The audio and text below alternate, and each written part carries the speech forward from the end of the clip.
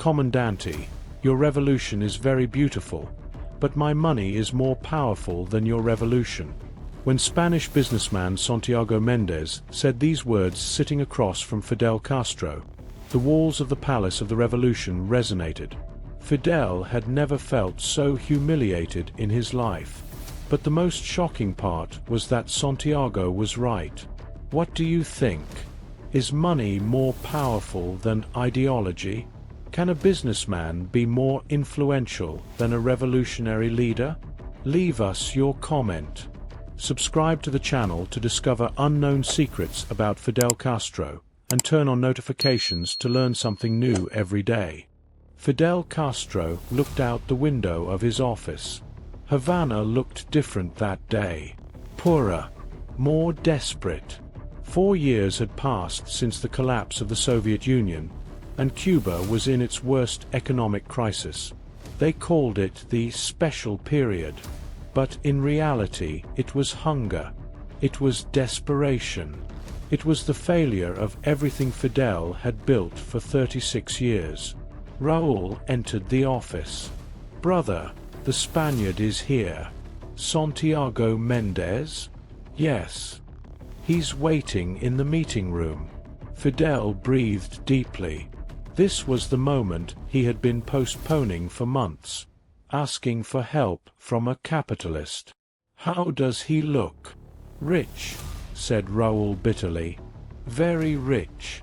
Fidel adjusted his uniform and walked toward the meeting room. Along the way, he thought about how he had reached this point. Cuba, the jewel of Caribbean socialism, now depended on capitalist charity. When he entered the room, Santiago Méndez stood up. He was a 52-year-old man, perfectly groomed gray hair, $5,000 Armani suit, $50,000 Rolex watch, and a smile that screamed, "I have more money than your entire country." "Comandante Castro, it's an honor." Santiago extended his hand. Fidel shook it, feeling the softness of a hand that had never worked physically. "Señor Méndez, welcome to Cuba." "Thank you. Although I must say, your country looks deteriorated since I last visited in 1989. First blow. Direct and without apologies." Fidel sat down. "We have faced challenges since we lost Soviet support." "Challenges," Santiago repeated with a smile. "That's an elegant way of saying your economy collapsed. Second blow." But the most shocking part was, Santiago opened his briefcase and pulled out a thick folder. "Comandante, let's skip the formalities. We both know why I'm here. Cuba needs foreign investment. I have money. A lot of money. We are looking for partners who respect our socialist principles," said Fidel, trying to maintain some dignity. Santiago laughed. It wasn't a polite laugh. It was a genuine laugh, almost cruel. "Socialist principles? Comandante, with all respect, your principles don't feed your people. Look at these numbers." Santiago put documents on the table. They were statistics on hunger in Cuba, child malnutrition, medicine shortages. 60% of your population has lost weight in the last 4 years. 40% of children have anemia. Your hospitals don't have basic aspirin. What good are your principles if your people are dying? Third blow. And this one hurt. Fidel looked at the numbers.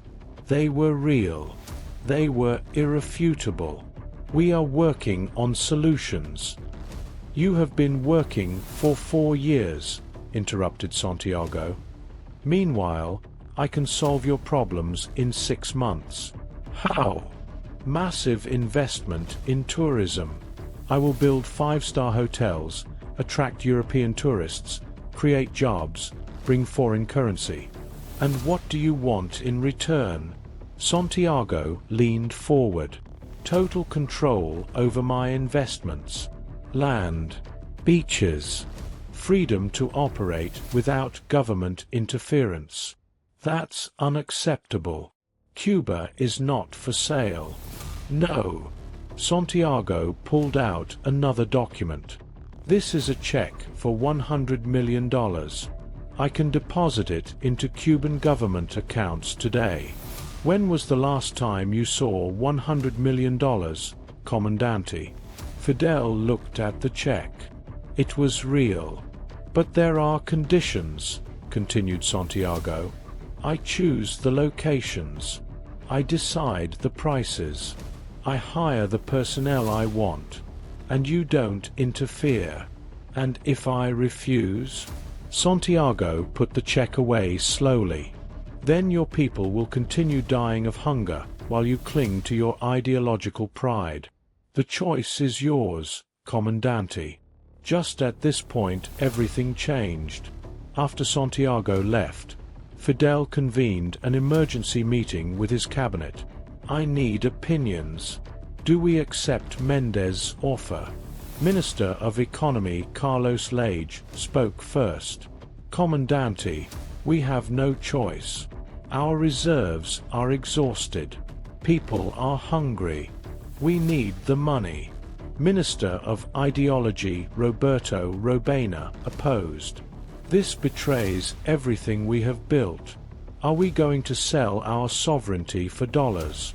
Raúl intervened. It's not selling sovereignty. It's survival. It's the same thing, shouted Robaina. What will we tell the people? That after 36 years of revolution, we now need capitalists. Fidel listened in silence. Each argument was valid. But hunger was also valid. Celia Sanchez, although she had died in 1980, her successor as chief advisor was Vilma Espin. She spoke calmly. Comandante, the question is not whether we betray our principles. The question is, what is more important, our principles or the lives of our people? Everyone in the room fell silent.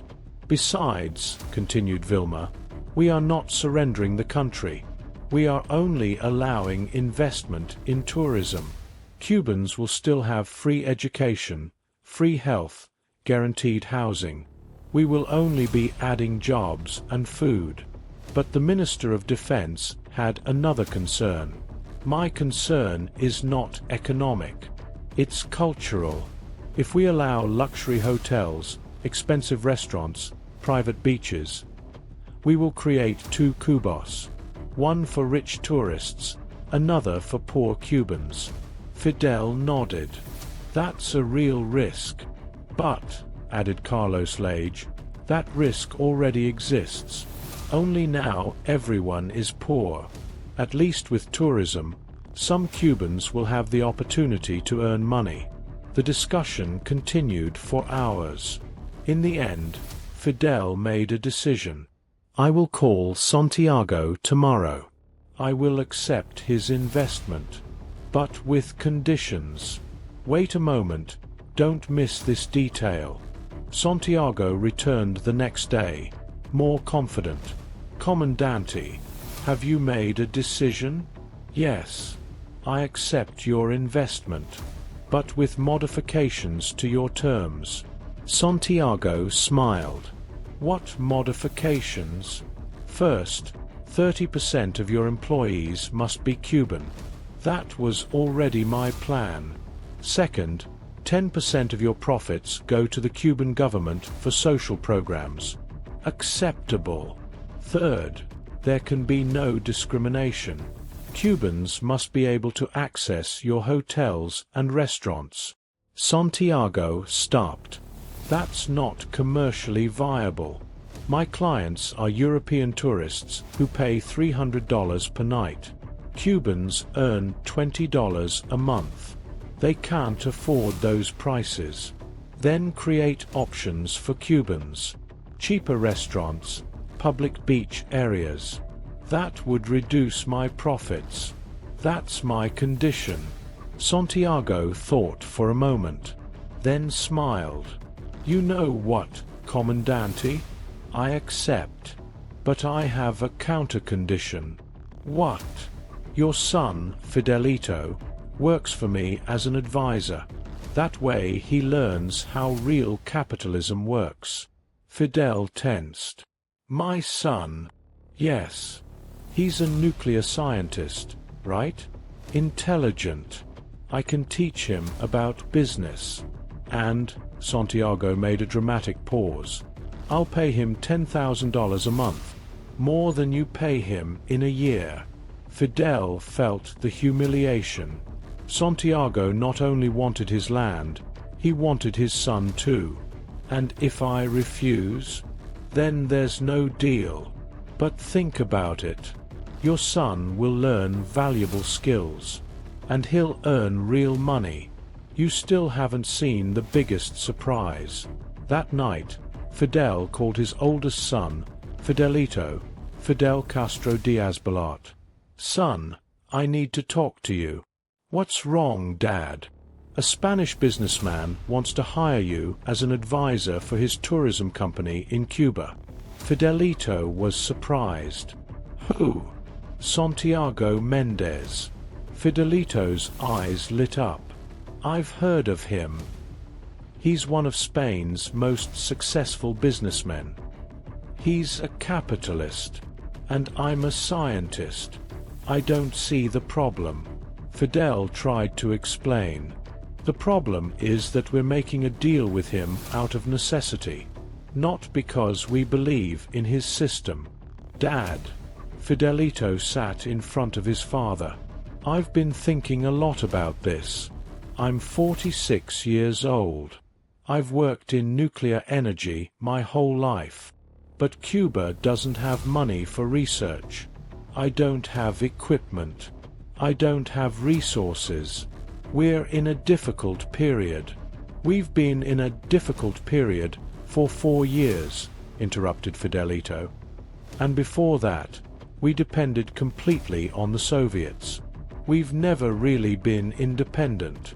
We are independent of the United States. But at what cost? Dad, I love Cuba. But I'm also realistic. If Santiago Méndez can bring investment, jobs, money, why resist? On principle." "Principles."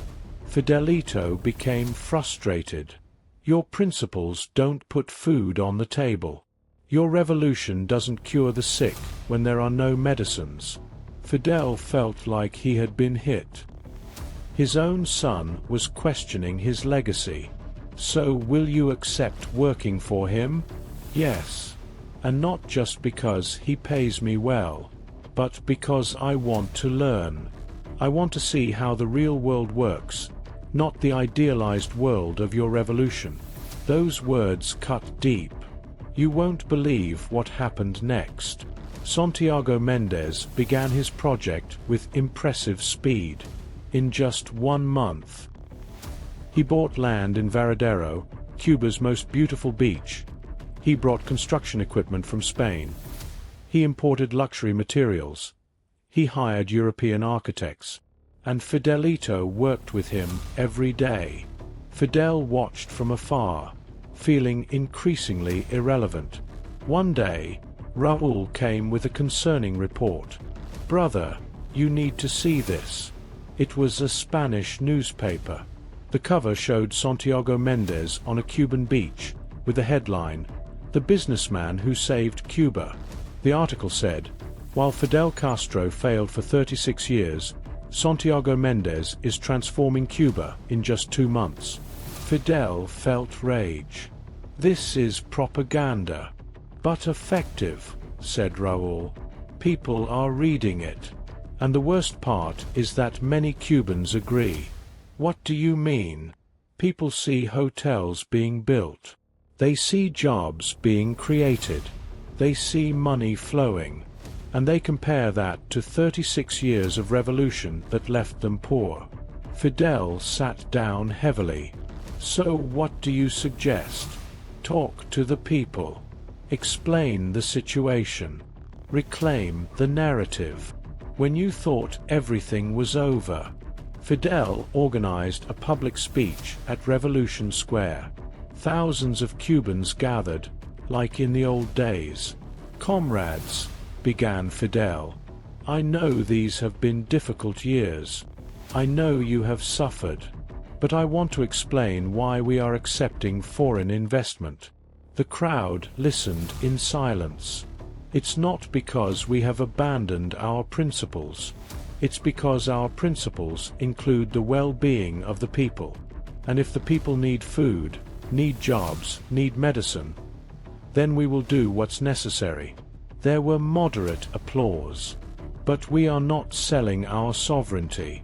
The hotels will belong to Santiago Méndez, but Cuba still belongs to Cubans." More applause. And while some say Santiago Méndez is saving Cuba, I remind them, who gave their children free education? Who gave them free medical care? Who guaranteed them housing? The crowd shouted, "Fidel! Fidel!" But then someone shouted from the back, "But Fidel doesn't give us food." The crowd tensed. It was an uncomfortable moment of silence.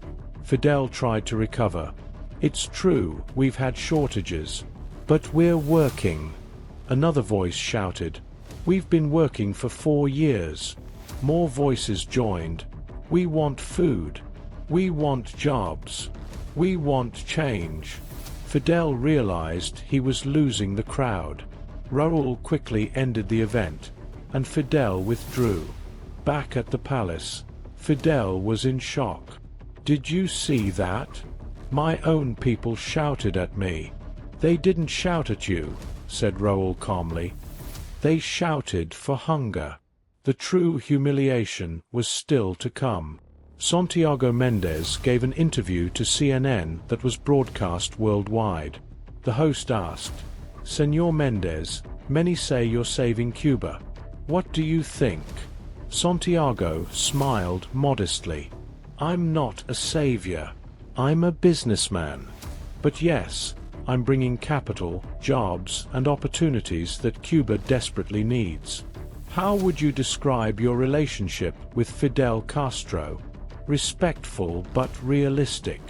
Fidel is a man of principles, but sometimes principles are not enough. You need pragmatism. Do you think socialism has failed in Cuba? Santiago paused, choosing his words carefully. "I think any system that leaves its people hungry has failed, regardless of its ideology." Fidel watched the interview with Raúl and Fidelito. "Did you hear that?" Fidel was furious. "He called me a failure on international television." But Fidelito responded calmly. Was he right?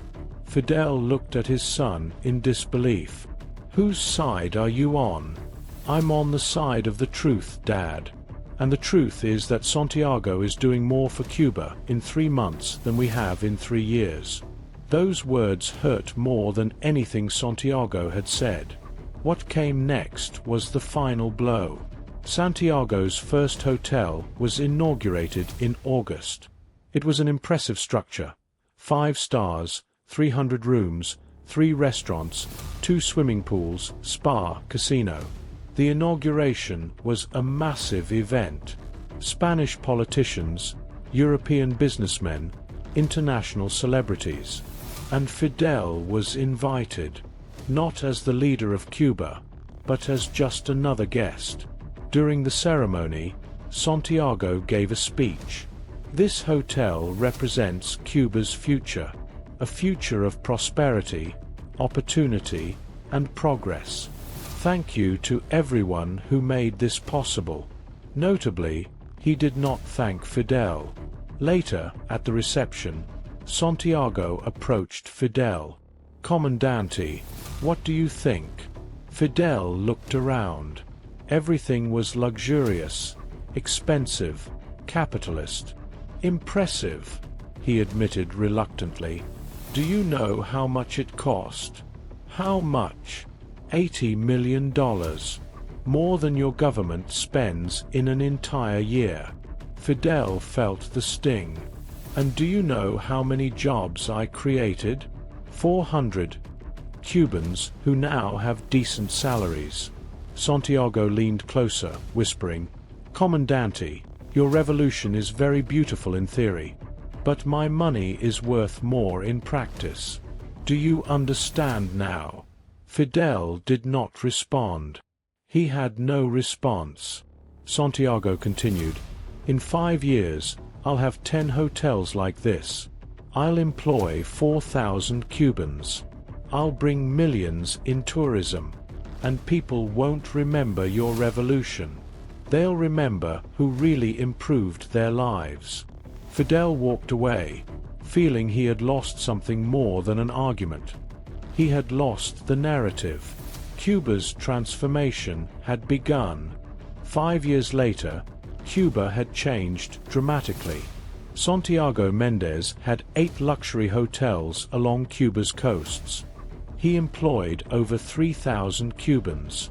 Tourism had brought more than $2 billion to the economy. The famine had ended. The economy had stabilized. But something else had changed. Young Cubans now dreamed of working in hotels, not of being revolutionaries. They wanted to earn dollars, not glory. Fidelito had advanced in Santiago's company, and now earned more than any Cuban government official. One day, Fidel asked him, "Were you happy with your decision?" "Yes, Dad. I learned that ideology without resources is just poetry, and poetry doesn't feed families." "So you think Santiago was right? That his money is worth more than my revolution?" Fidelito thought carefully. "I don't think it's money versus revolution, Dad. I think we need both. Your revolution gave us dignity. Santiago's money gave us food. Both were necessary." Fidel sat in silence for a long time. Finally he said, "Maybe the true revolution is knowing when to adapt." "Exactly," Fidelito smiled. But in his heart, Fidel knew the truth. Santiago Méndez had won. Not with weapons, but with money. And that victory had been absolute. In 2006, when Fidel became ill, he gave one of his final interviews. The journalist asked, "What is your opinion on Cuba's capitalist transformation?" Fidel responded wearily, "I learned that the world is not black and white. It's not communism versus capitalism. It's survival. And sometimes, to survive, you must make peace with your enemies." Was Santiago Méndez your enemy? No. He was my mirror. He showed me what I could not do. And that hurt more than any American embargo. Do you regret accepting his investment? Fidel looked out the window toward Havana. The city was more prosperous than in 1995, in large part due to foreign investment. I don't regret it. But I don't celebrate it either. I did what I had to do. But I lost something in the process. What did you lose? The illusion that ideology can overcome hunger. Santiago taught me it cannot. And that was the most humiliating lesson of my life. In 1995, Fidel Castro learned that money speaks louder than ideology. A Spanish businessman proved in months what socialism could not achieve in decades. It was not an armed revolution that changed Cuba. It was a check for $100 million. And sometimes, the greatest defeats do not come from enemies, but from realities you cannot deny. If this story made you reflect on ideology versus pragmatism, subscribe to our channel and activate the bell so you don't miss more stories that challenge our beliefs. What secrets will we discover in the next episode?